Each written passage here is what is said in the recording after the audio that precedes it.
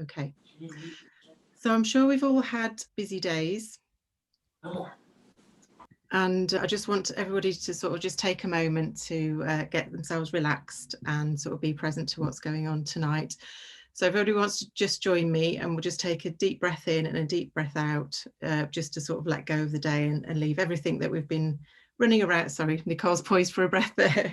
Just leave everything that everybody's been running around for all day sort of outside somewhere. Okay, so everybody wants to just take a deep breath in and out and just let everything go. Okay, good, great stuff. So some of you know me already, but I just wanted to give you a little bit of background to me and what my issues were with anxiety in the past. So has everybody experienced those feelings of anxiety where you've had a knot in your stomach, you're just feeling restless, you've got thoughts racing through your head, and you can't think clearly? I think, excuse me, I think I definitely have, so I don't know if anybody else has. Yeah, okay, good. And well, until about 3 years ago, that was pretty much my daily routine of just being in a completely anxious state. And I think that even stems back to when I was a child. Hi, Barbara, welcome. And hi, Alexandra, as well. Hi. So for as long as I can remember, I've always had an issue with anxiety, and that followed me all the way through my teenage years, to the point where I came very close to have an eating disorder. And it stuck with me all through my adult life. And I always seemed to be just worrying about what was coming up, who I was going to meet, where I was going, what people might think of me. And I'd end up just having a permanent knot in my stomach all of the time. And I'd quite regularly wake up in the middle of the night just worrying about things for no reason. And in my last workshop a couple of weeks ago, a couple of you were there, I was talking about my self-sabotaging beliefs I had that were stopping me do the things that I wanted to do, one of which was being a coach, because I had all sorts of anxiety around that, about whether I could make enough money, whether people would actually want my services, just about whether I could run a business successfully or not, and what would happen if I failed at all of that.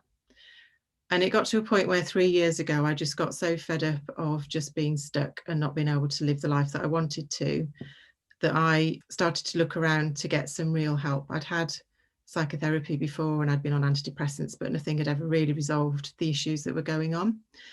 And somebody mentioned to me, or talked to me about this thing called NLP, neuro-linguistic programming. So the more I looked into that, the more it seemed to be able to help people out of problems they were having. So through my training and through a coach I then got for myself, I managed to get rid of everything that was holding me back. So I got rid of all the beliefs, all the anxiety disappeared, and that's now how I'm here today.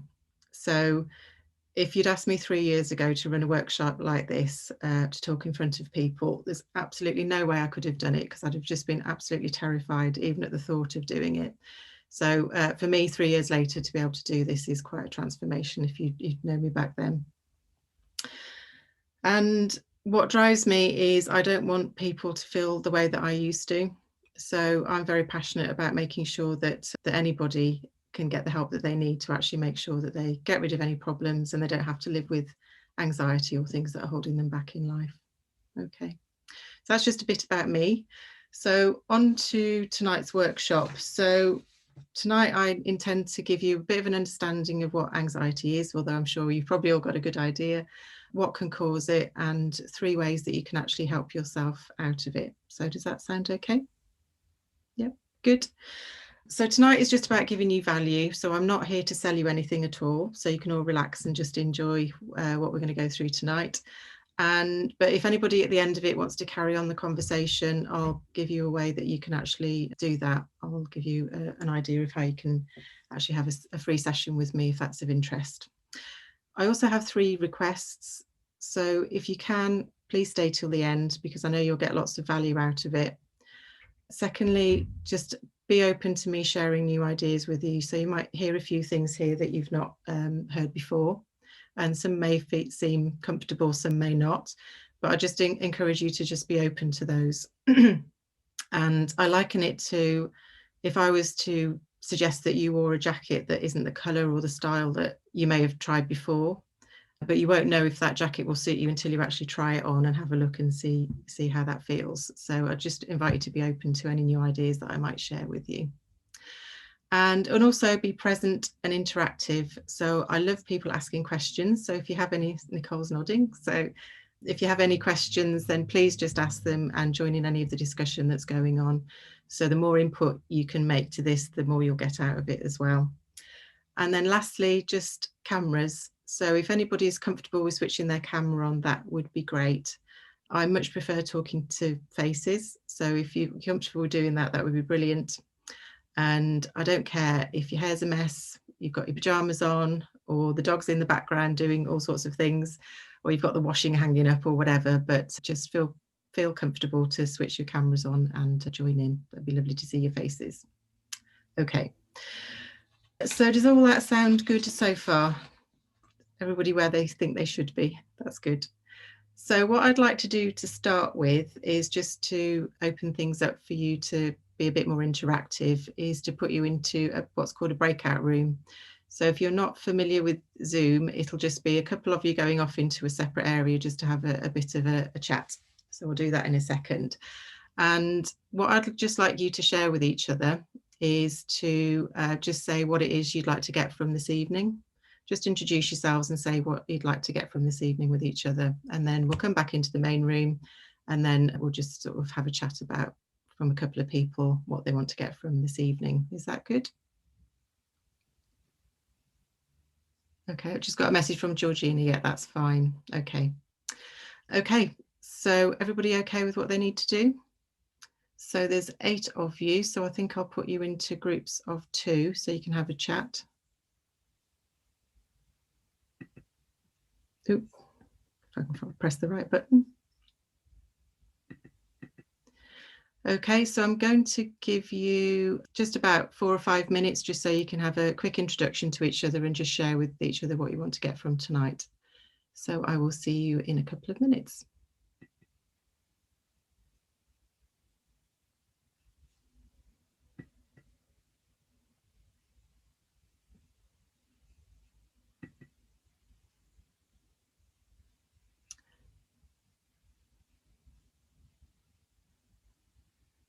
That's better, Daniel. I can see your face now. So hello.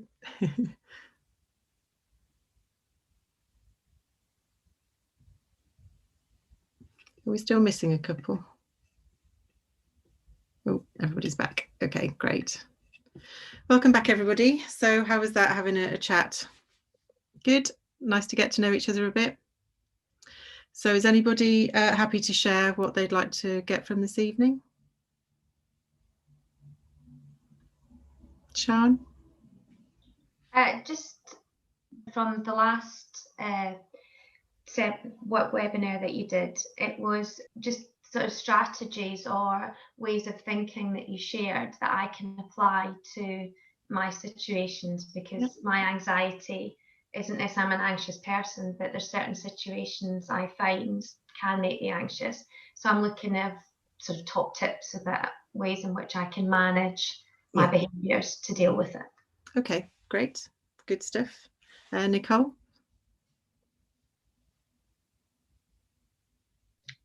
Similar to Sian with the strategies, I was saying in the breakout room that previously I've really suffered from anxiety and depression quite severely as well. And at the moment, I'm not in that space.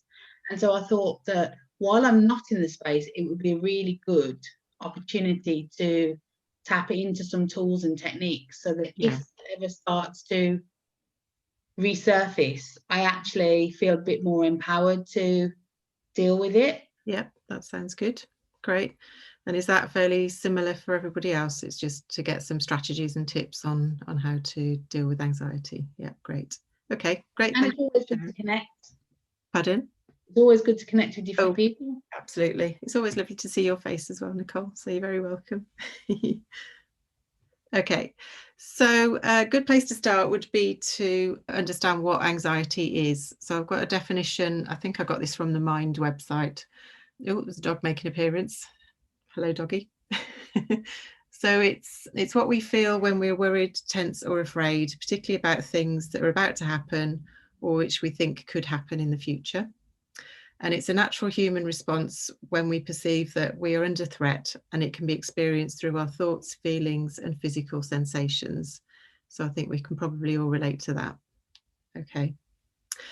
And I'm guessing that all of you have probably experienced that at some point or another. Does that sound familiar, that kind of feeling? Okay, good. And then also, what sort of impact does anxiety have on your lives? So a couple of examples, it could be, it can impact on your sleep. It can sort of take over and overwhelm your thoughts.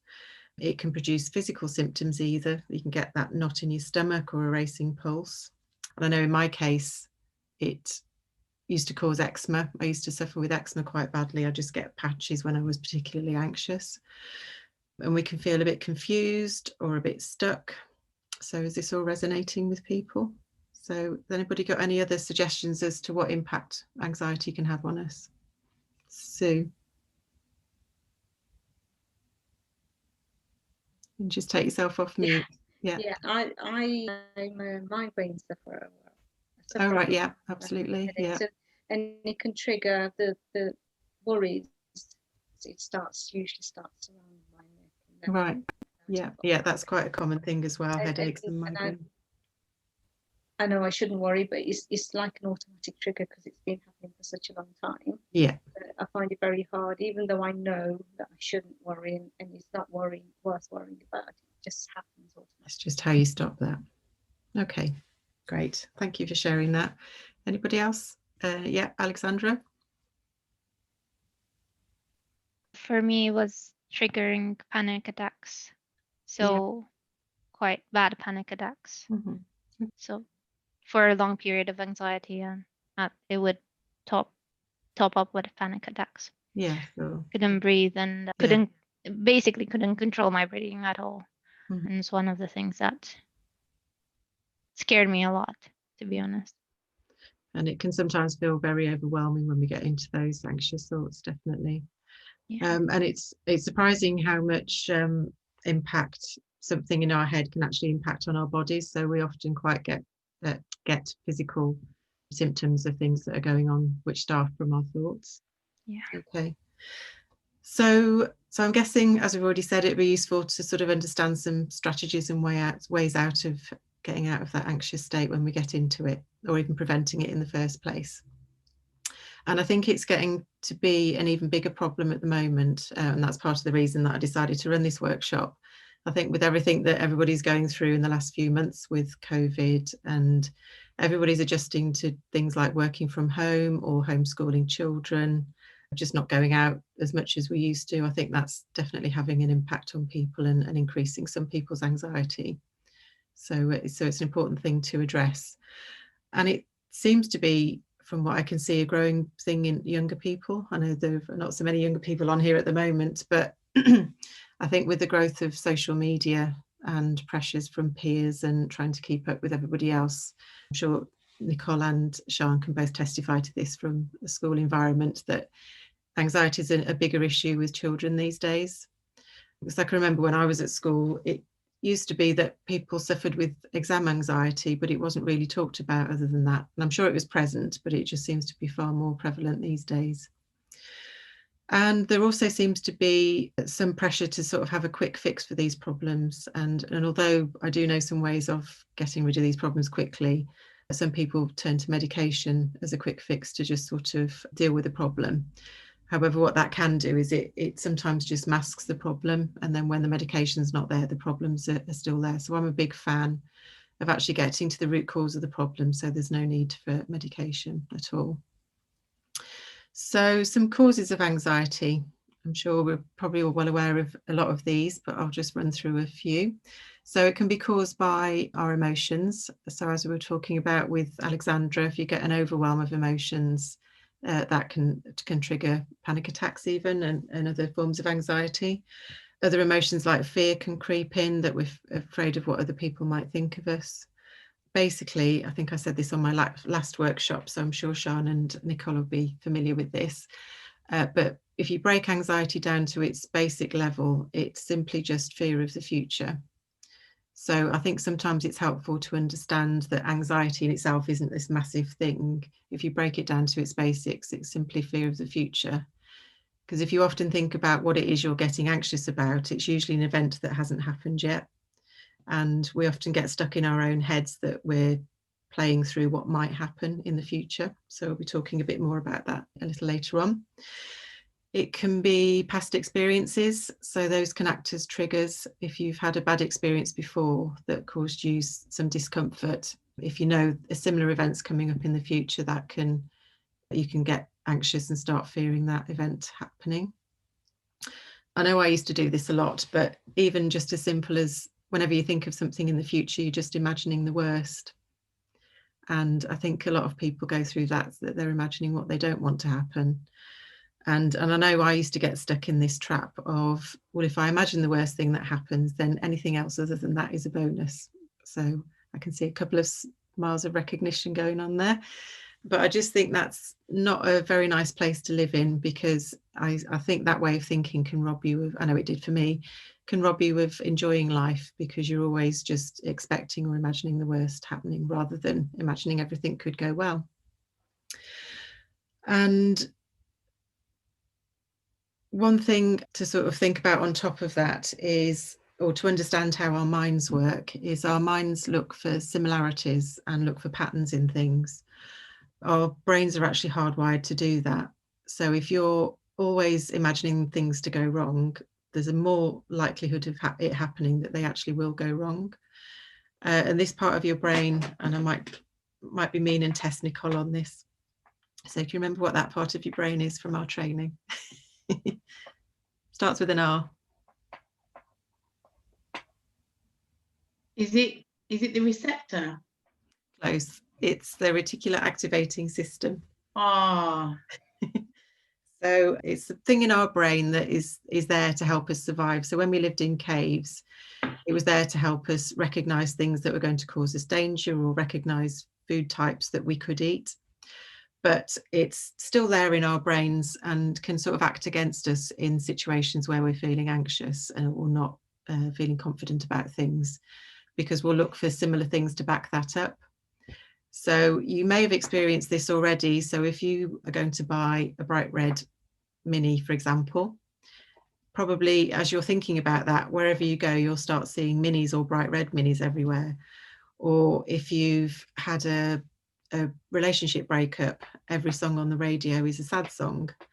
Or if you're an expectant mum, you might suddenly start to see baby stuff everywhere. But it's where your focus is going that your brain actually looks for similarities for. So it's just something to bear in mind when you're in an anxious, well, not in an anxious state, but when you think about anxiety and what's causing it, just be aware of what you're attracting towards you. And this is different from law of attraction. It's just where your focus is going that you'll become more aware of those things, if that makes sense. Okay. Anxiety could also be caused by beliefs. And I know this was a lot of my problem, that I had this deep-rooted belief that I wasn't good enough. And that triggered all sorts of anxiety, because that belief, or me showing up with that belief in meetings and at work and in social situations, used to cause me anxiety for all sorts of reasons.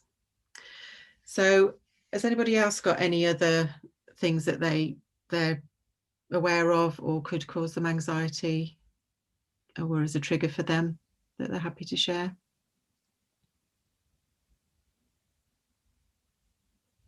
No, I think I've probably covered the main ones. But it could also be things like conflict, stress.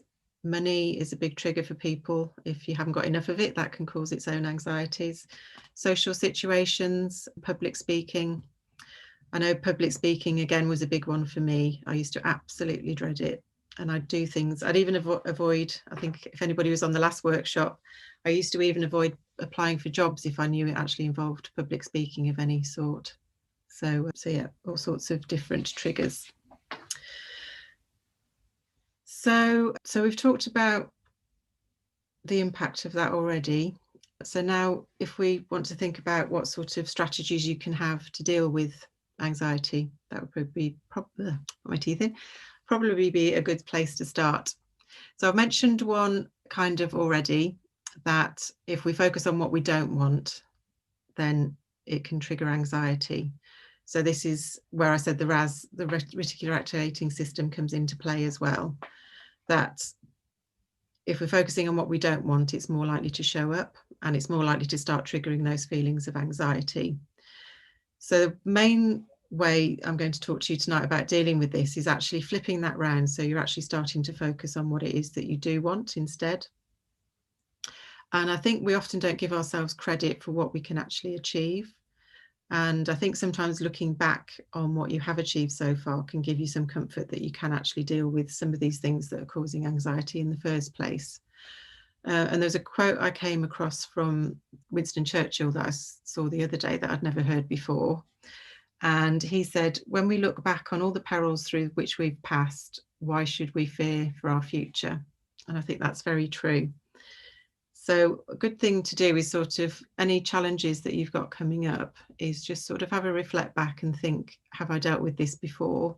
And did I survive it before? Because the answer is normally yes, you can. And usually whatever life chucks at you, you can cope with in some way or another. So it's just about giving yourself credit and acknowledging the fact that you do actually deal with on a daily basis more than you give yourselves credit for. Okay. And I'm going to talk to you about a technique.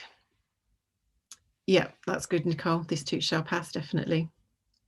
I'm going to give you a technique to actually deal with anxiety, which is to help you focus on things turning out okay. And it's simply called the anxiety technique. Interesting, unique name, not. So start to think about what pictures you're making about the future. So are the pictures that you're making negative ones where you just imagine everything going wrong, or are they pictures of things turning out really well?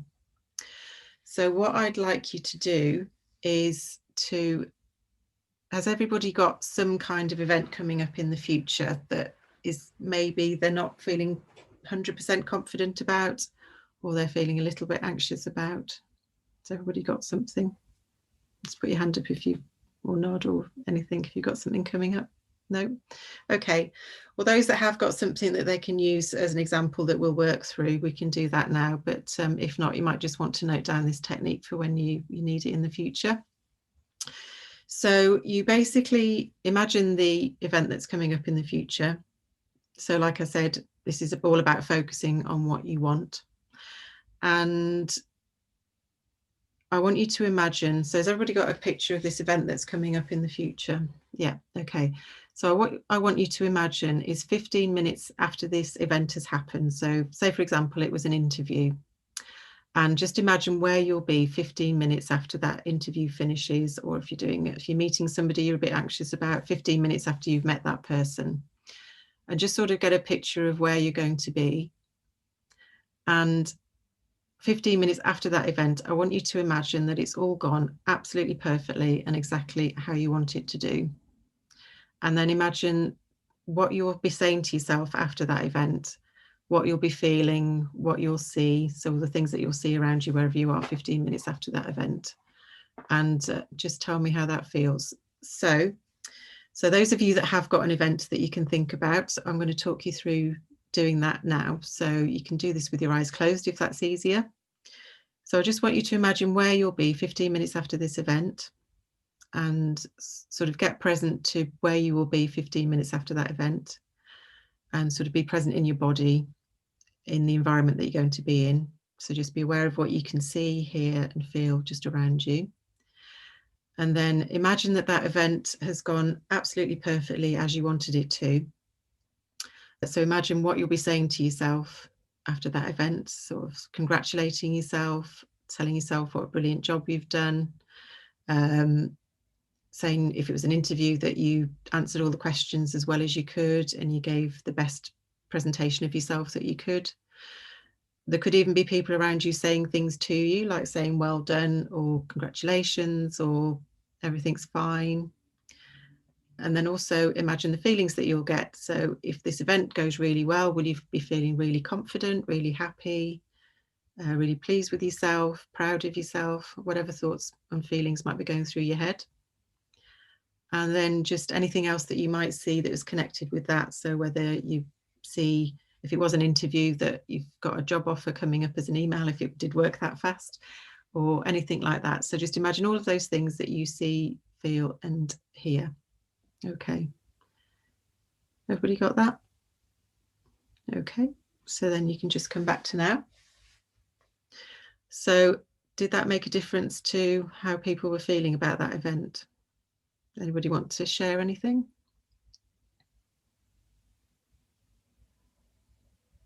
No? Me again. I think, sorry, me again. No, no, I carry on. think it will be, I don't know, like I've got a feeling that the event will be okay. As my, not a feeling, a thought. Yeah. A thought that actually, by tuning into the feeling of how well it went after, in my head, now I'm sort of telling myself it's going to go well. Yeah. Good. Yeah, that's good. And what then you can do also is keep a picture of that feeling and that what you'll see and what you hear. So keep that snapshot of everything you see, hear and feel. And then whenever you think about that event, just go back to that picture. And the idea is that will then remove the anxiety, because it will be replaced by the positive thought instead, or the positive picture, the positive feelings. And I think one myth's the wrong word, but one belief people can have is that they don't have control over their thoughts. So this is just to give you an idea of how you can actually control those thoughts and prove to yourself that you can control what you're thinking, and it's not that you're at the mercy of everything. So does that help at all? Anybody else got anything they want to contribute? No? Okay, good. The next way to deal with this is to recognize how you're talking to yourself.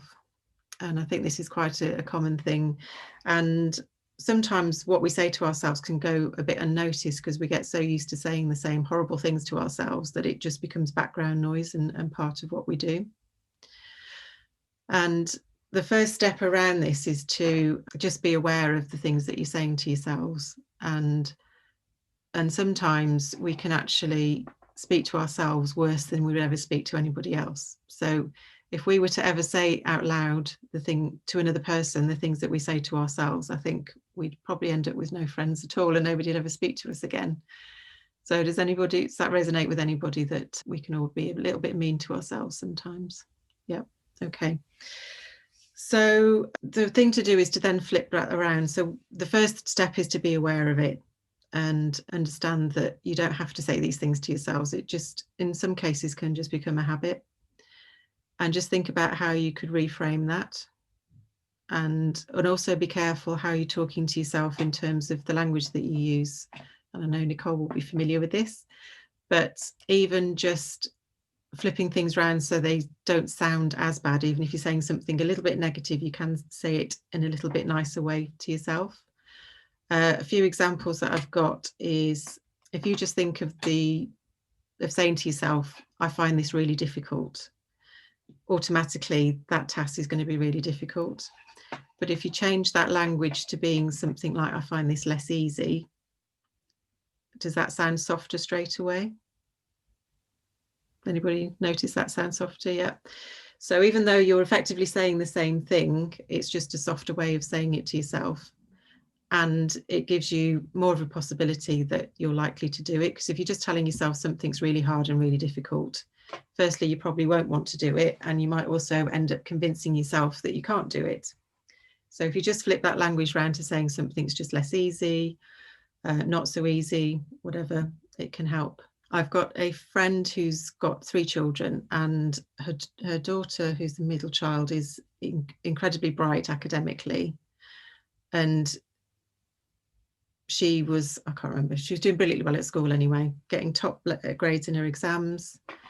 And her mum said to me one day that spelling was her only failing. And I winced a little bit, because I thought that language doesn't really give her anywhere to go. And by saying it was a failing, it was a done deal. There was nowhere for her to improve at all. So I suggested to her that she changed how she said that, because her daughter was in earshot, to say that she'd just find spelling less easy, or even just say it's a bit of a challenge.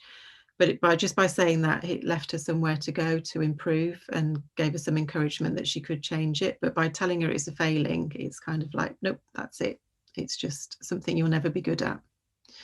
So even just think about those kind of things that you're saying to yourself, and even as simple as, because your unconscious mind is processing things all of the time, and it doesn't always process a negative as you want it to. So if you say, don't do something. So if I say to you, don't think of a pink elephant, what's everybody just thought of? I can see a couple of smiles. So you just thought of a pink elephant, because you have to think of a pink elephant before you can not think about thinking about it, if that makes sense. So if you understand that about how your mind works, that can actually help unlock a few things. So if you're constantly saying to yourself, oh, I mustn't forget to do that, you're actually telling your unconscious mind to forget it, because it has to think about forgetting it before it can not think about forgetting it. If that makes sense. So if you say to yourself, just remember to do that, that can help. And this is also useful to bear in mind if you've got any children. So if you're walking down the street with your kids and you say to them, don't run in the road, you're also actually bringing the road into their awareness. So if you want them to, so the best way I can describe this is say it as you want it. So if you're walking down the road with your kids and you don't want them to run the road, just ask them to stay on the pavement, because then you're just bringing the pavement into their awareness and you're asking them to do exactly what you want them to do. It's like if you're telling your children, don't be naughty, you're actually bringing being naughty into their awareness. So it's just a few little tips to bear in mind. So the main one for yourself is just, as I said, is just be aware of how you're talking to yourself and the language that you're using with yourself. And I think we can often get caught up in the habit of beating ourselves up for things. So something else to bear in mind is you can never fail at anything. So if we get things wrong, we're often beating ourselves up for it, but you can never fail at anything. What does that bring up for people? Does anybody agree with me or disagree with me? No? Okay. So what I would invite you to do is to think about anything that goes wrong just as feedback. And you can start to give yourself a much easier time if you think of anything that goes wrong as just feedback. So, and it's just something to learn from for next time. So that's the good news, that you never have to fail at anything again. It's only feedback. Okay. Does that sound good to people? Good. Okay. And I'm just trying to decide whether to include something else or not. Yeah. So I wasn't going to do this, but I'm just going to give you an extra technique to take away with you. So this is useful if you've got, this can be useful for memories from the past and something that you've got coming up that you're feeling a little bit anxious about. And Nicole will be familiar with this one from our training and your coaching, because you did this with a client the other day, you were telling me about it. So has anybody, or everybody rather, got an event that's happened either recently in the past or something that they've got coming up that they feel a little bit anxious about, or a little bit irritable or a bit unsure about, and it's just bothering them a little bit? Anybody got anything? Yeah? No? Hand up if you've got something. Okay, thanks Leslie. Nicole. So it helps to actually sort of talk you through this if you have got a real example. So if you have all got something, so whether it's your kids come home and they just drive you nuts because they're just being messy, or you're sat in the office and your boss comes in and your heart sinks when your boss comes in, anything like that, just a simple example. So what you need to do to sort of get rid of this either memory or feeling that you've got of something coming up in the future is just get present and imagine those feelings that you've got coming up, anything that you can see around you, anything that you're saying to yourself or that somebody's saying to you, and just get present to all of that going on, just so you can get into the moment of that event actually happening. Everybody got that? Okay, good. And this may help to not look at the screen while you're doing this. So if you've got a corner that's a bit further away from you, or something you can turn to just for this next part of the exercise. So what I then want you to do is actually take yourself out of that situation and put yourself into a photograph. So you might have, so imagine you've got a picture in front of you and you can see yourself in that event in front of you. Does that make sense? Yeah, okay. And then what I want you to do with that picture is send that picture to the far corner of the room. So that can be on the skirting board, on the ceiling, anywhere. So just send it to the far corner of the room, drain all of the colour out of it, and then make it really small and dark, and just leave it sort of sat on the ceiling or sat on the floor. So you've imagined yourself in the picture. So take yourself out of the picture, send it to the other side of the room, drain the colour out of it, and make it really small and dark on the opposite side of the room. Okay. And does that, anybody want to share? Does that feel differently now that you've done that event, the memory of it? I think somebody just raised their hand, but I can't see it. Alexandra. I don't think I feel good though about it. It doesn't make me feel good. Okay. Because it just, the fact that it's dark and Okay. small doesn't, still there. Okay. If that makes sense. Yeah. So did you take yourself out of the event itself and then put yourself into a photograph of the event?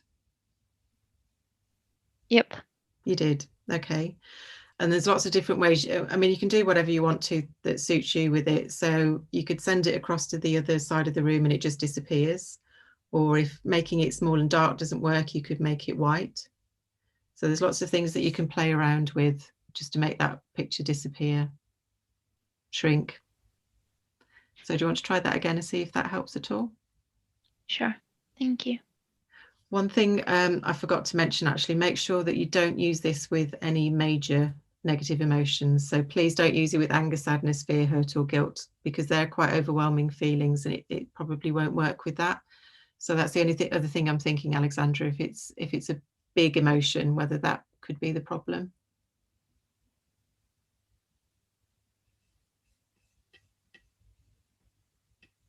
I don't know if you can hear me, Alexandra. Yeah, sorry, I muted myself. Okay, don't worry. Yeah. It's not, because I put in the chat, so one of the biggest, things that I'm struggling with is basically just driving, and I get anxiety from it, quite bad anxiety. So my image was myself in the car and trying to minimize that, and kind of. It didn't work for you. Okay. Yeah. So what sort of emotions are you having when that comes up? Is it fear that happens when you think that? Yeah, it's that impending. Let me just enable my camera. I realized that I constantly have the fear of having an accident, for instance, or making a mistake, or not being able to cope or do the specific actions that keep me safe, let's say in the car. Yeah. And those things are always, I keep on making excuses. I kept on making excuses because this week I started going and driving by myself for a bit each day. That's good. And so, how is that going? It's okay. As in it actually, I'm trying to build up specific elements. Like every drive is a victory, and I try to do specific mechanisms that kind of keep me grounded a little bit. Yeah. At the end, I'm just very thankful for the trip, and also to get into the car, because before I would get it to the point where I would always make excuses for going in and driving. And it's more so I have a need to accomplish with driving, irrespective if it's just for the sake of driving around the block or the neighborhood, or just going to a specific shop. It's just building that. I'm not yet comfortable in driving for a longer period of time, but it's just finding a good feeling in the car that I'm trying to search for. the way to go. So that's great. That's good. Yeah. And is there anything that particularly triggered your fear of or anxiety around driving? Share. Sorry, I didn't mean to put you on the spot, but if you're happy to share. I've just learned to drive. Oh, I got my driver's license about, let's say, 8 months ago, and I've been driving and training for about a year and something. But I drove with my partner in the car, which people can relate that sometimes is not the best. Not always. So what happened was that they had a panic attack while I was trying to drive in the middle of, like, at night. I couldn't see the road. And that's one of the things that it's most, I mean, it's triggering. I still keep it with me. And that's, yeah, nothing major, nothing super scary.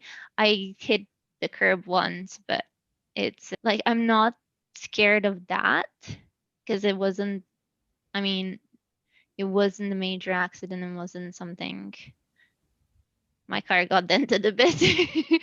But it's more so, yeah, just that pressure of driving and that responsibility, especially driving on the motorways or driving for a longer period of time on unknown roads, that really, yeah, I think it still scares me. Yeah. Especially making mistakes while doing that. So. And as I said before, with that quote from Winston Churchill, I think we often don't give ourselves credit for things that we've done. So the fact that you've already passed your test, that's brilliant. So congratulate yourself for that. And also with all the driving that you've done recently, you've made little wins. So just give yourself credit for having got back in the car and done that, because some people may not have even got that far. So give yourself credit for that as well. And sometimes, and as I said before about the fact that there is no failure, so sometimes we can make mistakes, but that doesn't mean to say that they're going to be mistakes forever after. And it's just about learning from that. So that situation when you said you were out in the dark, what learning can you take from that situation when you were out in the dark? What could you do differently next time that situation happened? I think it was really, because I couldn't see the road, for me it was really scary, and I kept on pushing myself to, like, not just thinking about what would happen, because I can't see anybody coming out, or if I'm driving on the right way or anything. So I was catastrophizing that instance. Yeah. And I realized that it's just I will need to do it at some point, either way, fully. I drove recently, actually, around it wasn't as dark, but I realized that I can actually do it. It's just making sure that I focus on the right things, as in the road and what I can see, and taking it one step at a time. Yeah, that's it. Just about small steps. Yeah. And about building your confidence up. And sometimes it can just be as simple as a choice that we can decide we can do something or we can't do something. Yeah. Yeah. So. And also breathing. Yeah, breathing helps. I recommend that strongly. So there's actually a recording I've got that helps you visualize how things can turn out well. So I'm going to paste a link to that in the chat, because I think that might be something that would help you. It helps you. It's kind of a meditation, visualization, hypnosis tracking one, but it can help you relax and sort of visualize everything turning out as you want to. But a lot of people that I know that have used it have said that they got a lot of benefit from it and things turned out how they wanted it to. So I think that'll help you. So I'll pop that in the chat if I can find the link. Bear with me. Thank you. Okay, so is there anything else? Is there anything else that sort of cropped up about that, or does that help at all? It does. Good, great. Just bear with me a second. I'll see if I can find that link. I should have got this ready earlier. Anybody else getting anything from that last exercise that they want to share? Did that help at all? Did it change the feeling of things?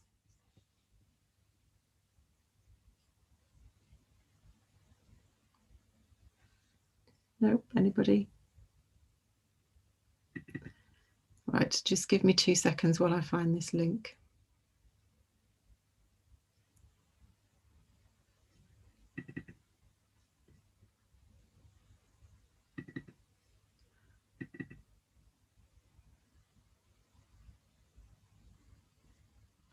I'll have to dig it out in a second because I can't seem to find it at the moment. But Alexandra, I'll definitely get that for you before we come off the call. Okay. Sure, no worries. Thank you. Thanks, Alexandra. Thanks for sharing that. Anybody else got anything from that last exercise? Sian. I think for me, and this is a challenge, is it's like reprogramming my thinking. So viewing anything that does go wrong as feedback, and not being as hard that I've been the one that's been the architect and it's all my doing. And I've let myself down and I've let other people down, and view it as, okay, you know, it didn't go the way that you would have wanted it to go or anticipated, but view it as feedback. And in all sorts of aspects of my life. And I think then if you view it as feedback, I'm less likely to feel that personal failure. Yeah. Just something that, you know, I often can feel quite keenly. And I think the biggest change for me, certainly since your last webinar as well, was that changing the language, which is linked to, I suppose, that idea of taking yourself out of the situation and putting it in a photograph. It's that change and viewing things, having a different perspective, really. And I think for me that is a huge change. Is, you know, that just as something as you find it difficult to less easy, how powerful language can be. Yeah, language is very powerful, absolutely. And yet sometimes this is all about just taking a different perspective on things, because we can get quite stuck in one way of thinking and don't know how to kind of lift ourselves out of that. So these are just a few ideas to actually break the patterns that we can sometimes find ourselves in. And that's one of the most empowering things that I sort of learned about, as you just mentioned, about there is no failure, there's only feedback. Because we can often put so much pressure on ourselves to always get everything right, that just giving ourselves permission to not get things right all the time is actually quite an empowering thing to do, and know that that's okay. And just take it as, don't do it that way again. Because I've forgotten the name of the inventor. Is it Alexander Bell? He invented the light, somebody who invented the light bulb anyway. Alexander Graham Bell. Leslie's nodding, thank you. I think it was 1,000 attempts that he made to invent the light bulb. Well, if he'd tried it a couple of times and thought I'm a complete failure and stopped, we might not have ended up with the light bulb. So it's just about persistence, giving yourself a break, and knowing that not to give yourself a hard time about it, and it's all fine. It's just feedback, and just, you know, how to not do it again in future. Okay. Anybody got anything else? Any questions? Anything they want to bring up? No? Okay. One other thing that you can do is think about the environment that you're in, because sometimes our environments can actually trigger anxiety. As I've mentioned before, especially with children, I think social media can cause a lot of anxiety for people these days.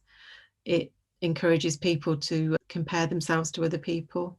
And I think we see people play out a certain life on social media, that everything looks rosy, everything looks happy. But one thing to remember with that is people tend to put all the good stuff on social media. They don't put when they wake up feeling a bit crappy in the morning, or that they haven't had such a good day, or some people do. But generally people just put the nice, happy, smiley pictures of everything going great and they're all doing really exciting things, but that's not always the case. But we can tend to get drawn into just comparing ourselves to what's going on in that pretend world of social media. So even just cutting down on the amount of social media that you choose to look at. I don't know if anybody's seen it, but there's a film that's come out, or a documentary that came out on Netflix recently called The Social Dilemma. Did anybody see that? I found that quite horrifying to watch. And as a result of it, I've cut down the amount of social media that I'm doing, because it does draw you in. It's designed to do that. If you've watched Social Dilemma, you'd realise. So I've even just switched off the notifications. So, you know, the little red number that appears in the corner, I've switched off the notifications so that doesn't appear. And I'm amazed at how much less I'm actually looking at social media just as a result of doing that.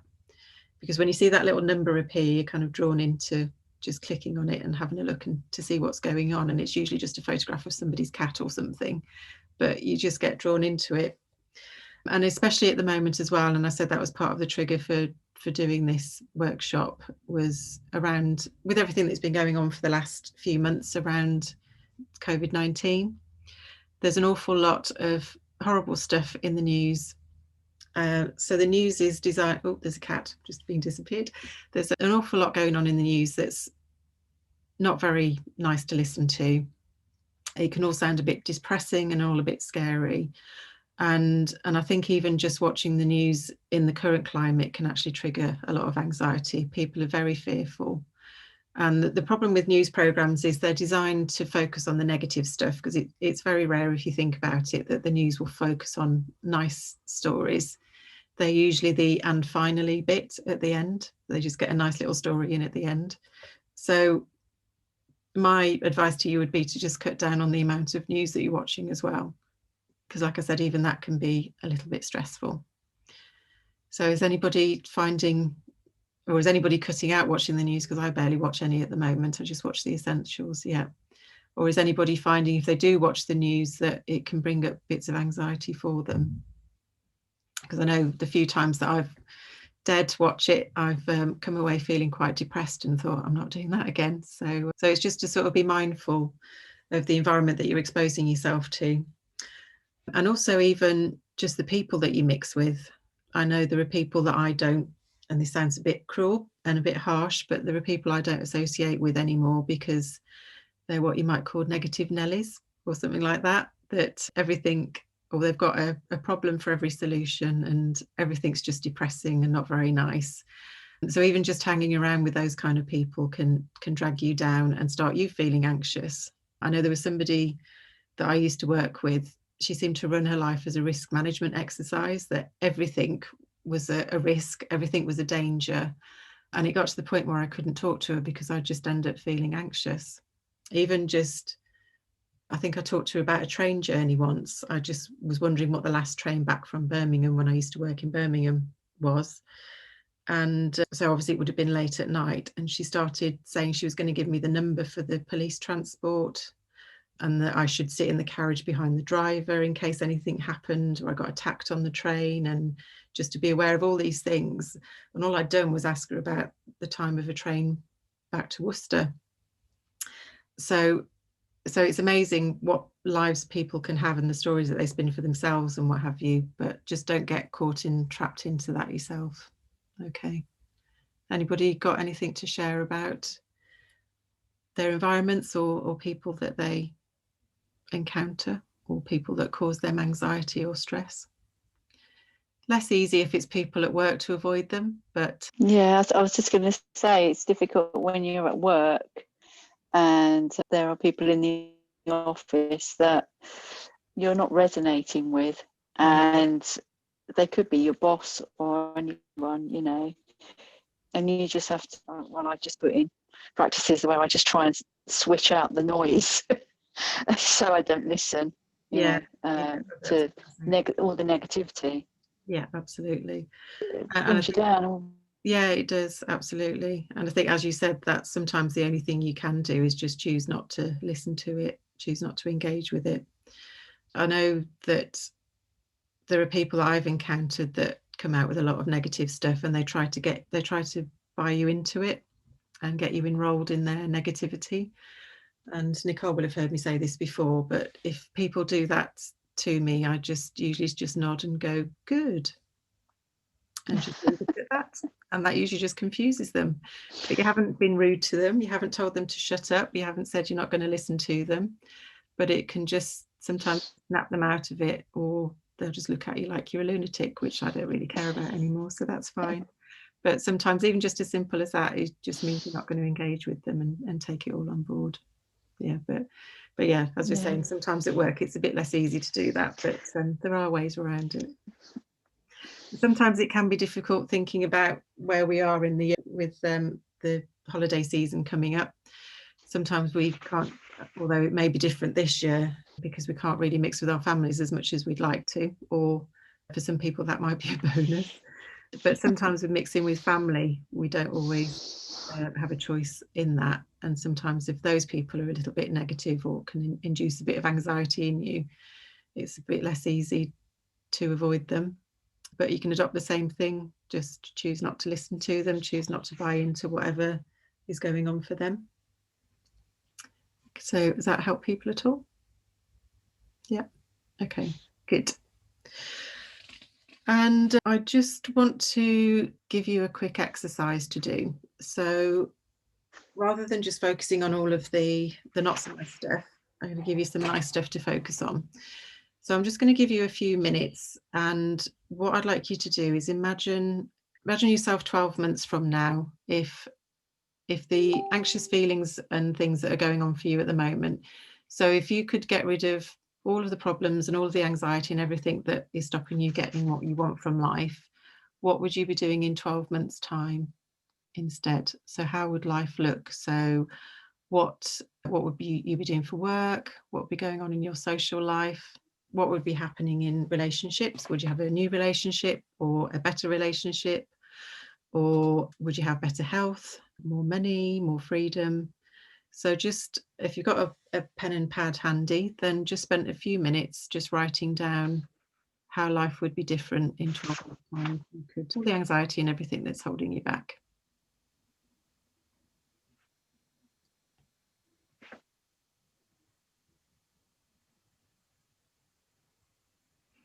And then also on top of that, just sort of imagine how you'll be feeling differently instead. So you might be feeling happy, energetic,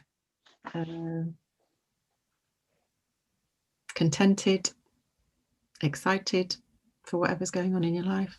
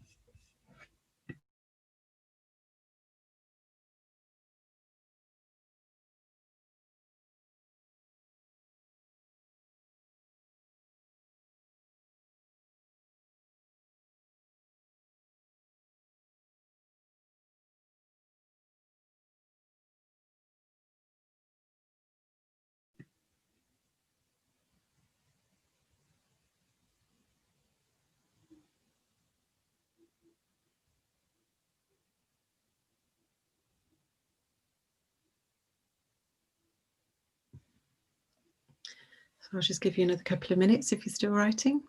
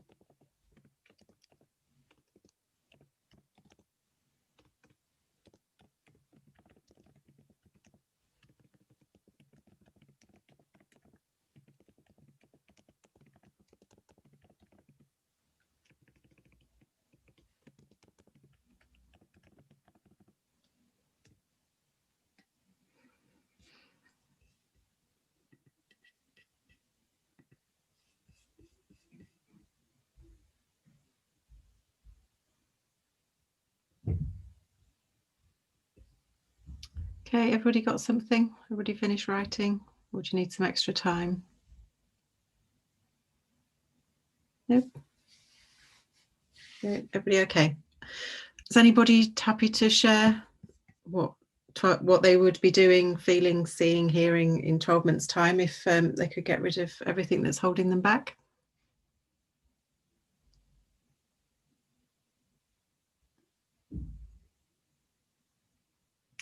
I know Georgina put in the chat that she'd be calmer, more able to take criticism, have more energy and be sleeping better.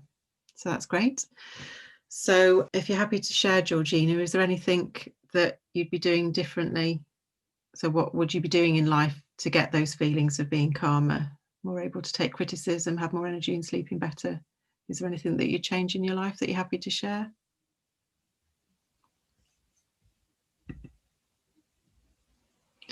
Thinking it's just feedback. Yeah, that's great. Good. Anybody else happy to share their vision of the future?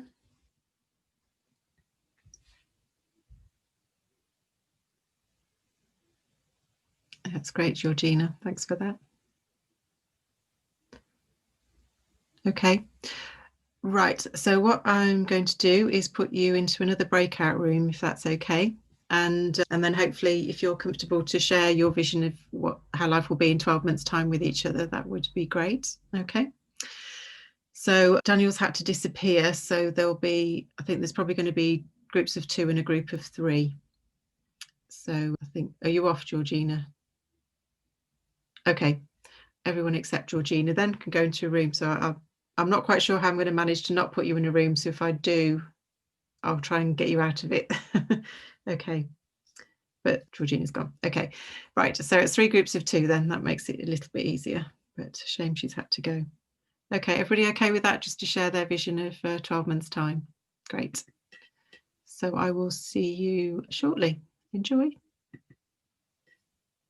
Welcome back, everybody. So how was that, sharing your vision of 12 months' time then? Is it good?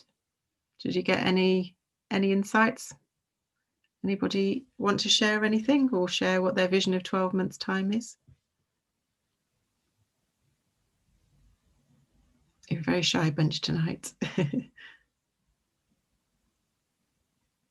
Sian, thank you. I know that in 12 months, I want to have secured a new job. Mhm. And I know that when I have that new job, I mean, it's the same job, but in a different environment. Yeah. I know that I thrive in a working environment and I will feel fulfilled.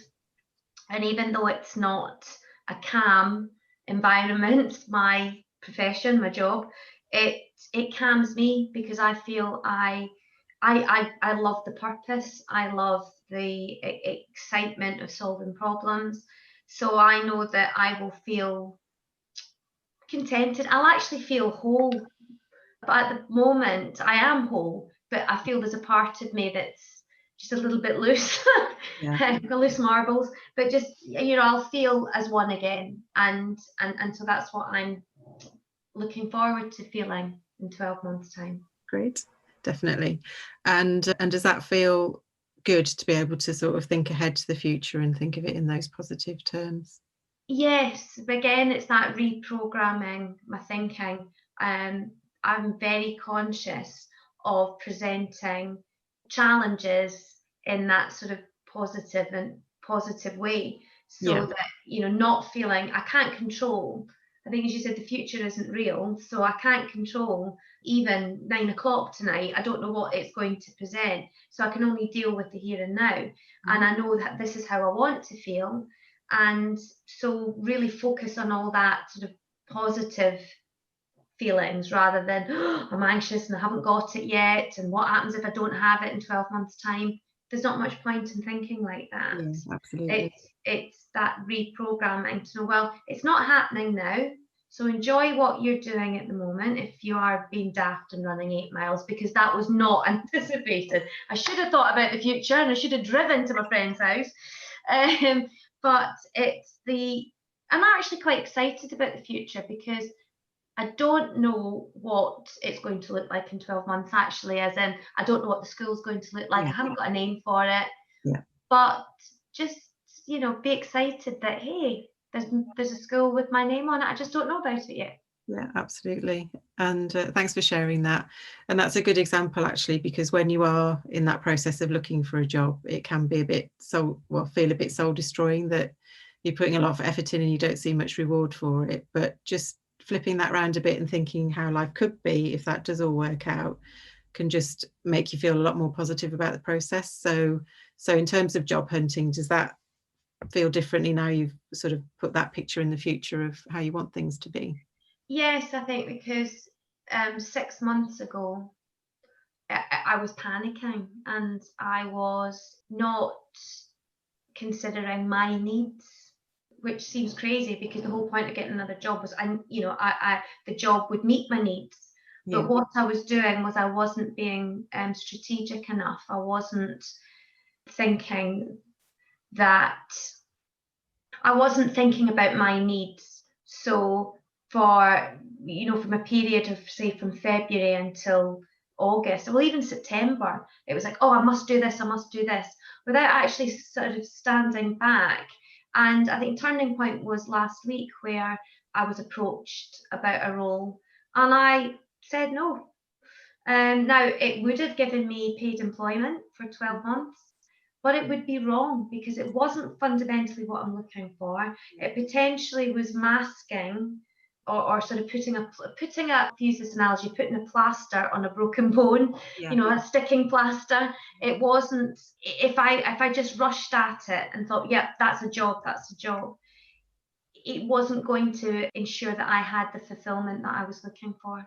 And it was a brave thing to do. Definitely. Because I was essentially saying, you could say I was sort of cutting my nose off to spite my face, but I think, I researched it, I looked into it, I thought long and hard, and then thought, no, it's not what I believe will get me that feeling of contentment. Yeah, absolutely. And it probably would have put you in a worse position than you felt in the first place. So you're right, it is a brave decision, but I think probably the best one for you in the circumstances. And it's quite empowering to be in that position to actually say no and it be on your terms rather than just taking it because you feel like you ought to. So yeah, and even I had 2 people afterwards, because it was just at the end of last week, I had 2 people say, well, if you take it, then you can.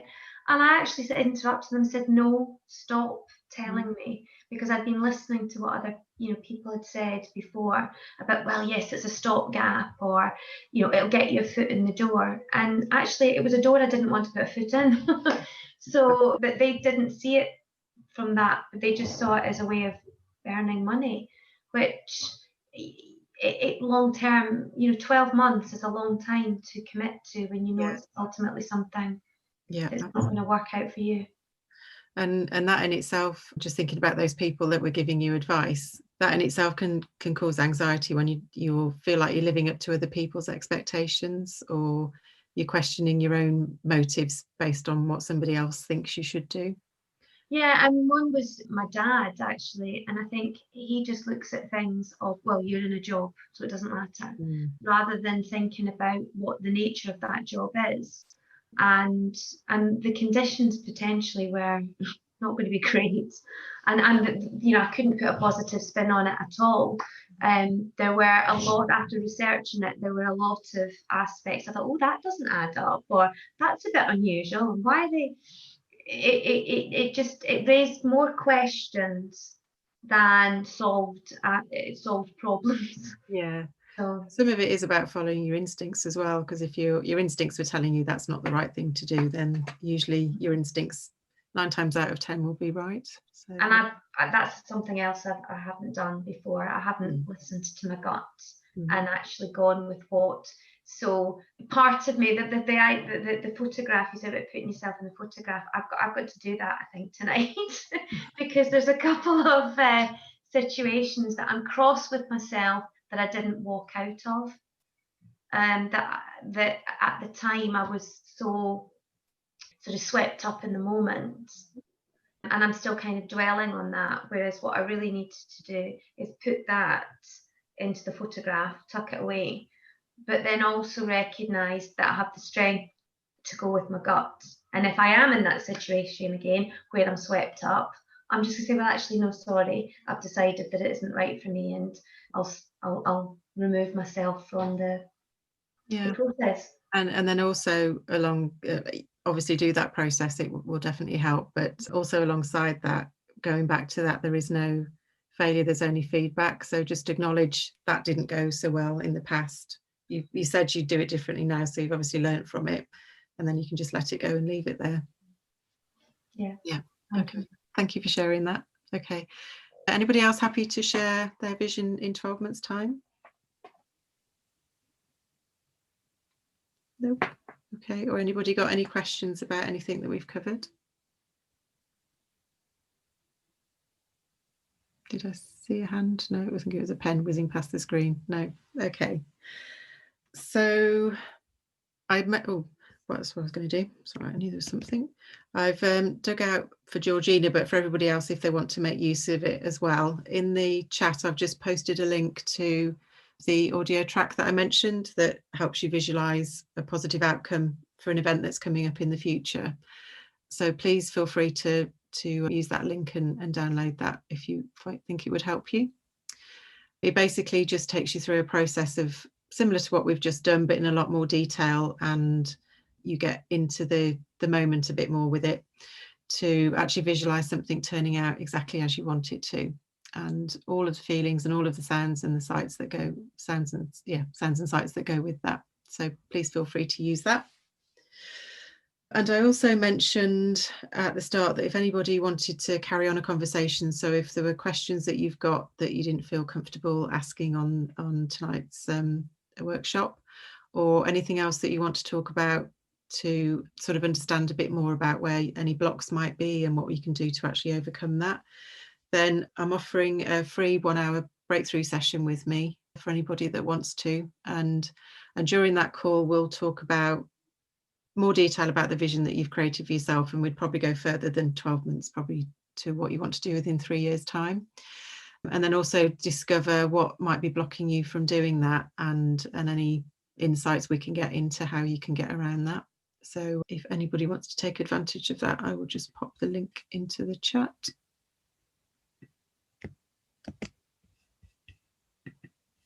Oops.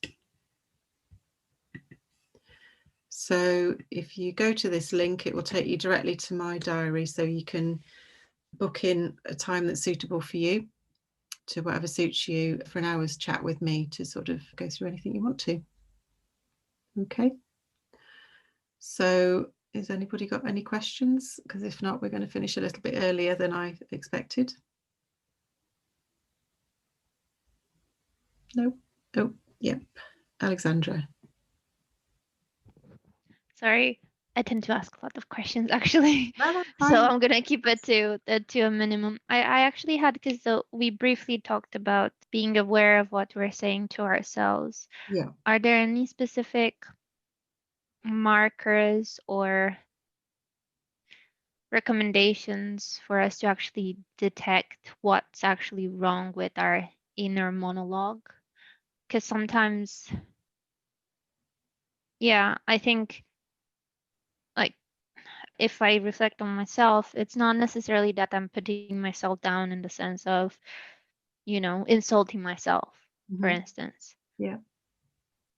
But I know that thinking about things in a way that's either catastrophic or just programming myself to think negatively as opposed to thinking positively. But I can't detect which elements in my speech, in my inner monologue, are the ones that are triggering me. Okay. So is it you have a tendency to imagine the worst thing is going to happen rather than imagining good things are going to happen? Yeah. Without sort of going into a lot of depth about that, I'm just trying to think of some questions. So has this been something that's been there for forever? Okay. So even back to when you were a child, you were worst. What sort of environment were you brought up in? Were your parents people that thought the worst of things that were going to happen? I'm not sure if it's that's the case. As in, I don't think they've.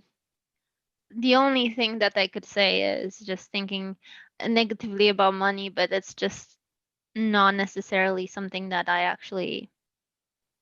I mean, yeah, they had a fear of not having enough so that, you know, Mhm. we can sustain, Yeah. even though that was kind of a. We've managed. It's Yeah. okay. I'm here.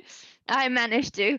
So it's not that. It's more so I think I ingrained in myself that I can't expect a positive outcome. If I expect a positive outcome and it doesn't happen, I will be disappointed. Mhm. So I always, irrespective of the situation, I always think of the negative side, the worst that can happen, so that I can appreciate the good that can happen when it happens. Okay. And how does that make you feel if you're imagining the worst that can happen? Well, it creates more anxiety for me, of course. Like it's Absolutely. to the point that even 2 days ago I had a test, and I woke up in the morning and I kept on thinking, do I know this stuff? Do I know this stuff? Continuously. I couldn't even sleep properly. I just woke up and I was thinking, and I tried to train myself to think, okay, just visualize yourself into the position when you actually succeed. But it's so hard because I can't. If for me it's like, what, just you mess it up, you're gonna mess it up, you're gonna mess it up. I didn't mess it up, but that's pretty much what goes through my brain. Do I actually know? Do I actually understand? Mhm. So in those situations, do you trust yourself that you do know the stuff? Up until I went there, I wasn't sure. Okay. And then it was like, oh, okay, I know this stuff. Up until the present. Mhm. And that's I didn't. again what I mentioned about acknowledge the fact that in the past you have done it okay. So you can take that with you into the next time you do an exam, that you did have that knowledge and you did know it and it all turned out fine. Yeah. And even just try it out for a week and see what happens. So if you do get into that state of mind of imagining the worst that can happen, try focusing on the opposite and just deliberately flip it around the opposite way. And that's why I posted that link in the chat for you, because I think that will really help you start to focus on things positively, because a lot of this is just about retraining how your brain's wired and how your brain works. And that 12 months in the future exercise, did you manage to do that okay and come up with some positive stuff? Yeah, I think there were a couple of things, but it doesn't feel, I don't know if it applies to everybody that's here now. It feels very remote in the sense that I want to feel that those specific things I said. I want to be content, relaxed, empowered, confident, Yeah. and not afraid of a failure, ready to just improve, basically. So is it that you don't feel an emotional connection to that? It just feels a bit distant. Yeah, it's hard to picture myself fully in it. I mean, I can write about it, Yeah. but it's a bit of a dissociative state, isn't it? Because it's like I'm not that person yet. So in the back of my mind is I want to achieve it, Mhm. but I don't know if I can. Okay. Is it okay to just do a quick exercise with you? Yeah. Yeah, sure. Okay. So I want you to imagine that we meet 12 months in the future. So we've got rid of everything that's holding you back, everything that's causing you anxiety, and I meet you 12 months in the future. So imagine we're in your favorite coffee shop or something like that, and we bump into each other. And I want you to tell me what's going on in your life now, as if it's happening now. So tell me what's happening in your life in 12 months' time if you got exactly what you wanted, as if it's happening now. Okay, so I'm an independent driver and I can move around with my baby. By that time, I would have given birth. So whereabouts are you driving to? Well, So I've driven to the coffee shop. So where else are you driving to with your baby? In any sort of like emergency, to the doctors or even to the park. Mhm. I'm capable of driving even, yeah, for a holiday. Great. So where have you been on holiday? Outside of UK, in Europe. Mhm. Yep.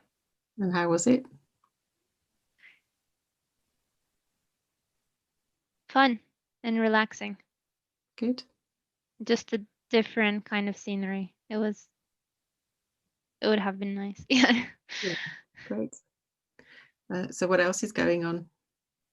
I'm actually working on things mostly focused on continuing my work from my PhD. And also I'm able to, something that I've wanted to do for forever, which is take acting classes. Great. Brilliant. And you enjoying those? A lot. Great. And what else is going on? I'm having an amazing relationship with my partner and I'm in harmony with my family. Good. Great stuff. Thank you for that. So does that feel different doing it from that perspective? Yeah. Yeah. Yeah, good. It can, because sometimes just writing things down, you don't really have any connection with it. But when you actually talk it through with somebody and you're actually talking as if it's happening now, it can make it seem a lot more real. So you had a bit of good connection to everything doing that. Good. Yeah. Okay, great. I can see you were getting into that towards the end. Good stuff. Okay, and I'll reply to you in a second, Sue. Okay, great. So anybody got any other questions or anything they want to share? And so I've pasted, I'll just pop it in again, but just in case, because I think it might have got mixed up with the other one. But if you do want to book another session with me, just a free session to have a talk through anything, then please do. Okay. But otherwise, thank you for your time. I really appreciate you being here and thank you for your input. And I hope you've got something out of tonight anyway. Okay. Thank you very much. All right. Take care.